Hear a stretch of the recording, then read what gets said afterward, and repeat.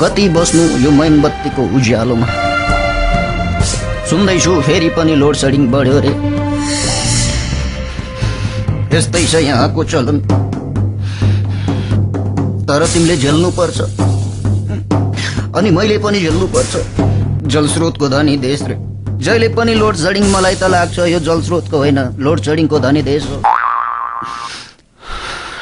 त्यही भएर आजकल म नसामै डुबेर बस्छु दिन रात।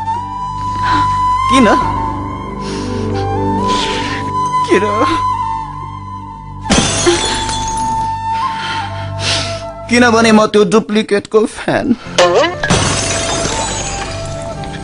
हेर्न बस्यो जहिले लाइन जान्छ। किन यहाँ हप्तामा लोड सेडिङ सेड्युल फेरिने गर्दछ? झ्याउ लाग्छ नि झ्याउ। टिभी फिल्मीमा डुप्लिकेट हेर्न पाएन भने आफ्नै जोक्स भनेर हुन्छ त्यो ओरिजिनल शिशिरले, तर हेर्न पाइँदैन। सबै बोतल भरेर के पिउनु, यो चाहिँ राख्छु।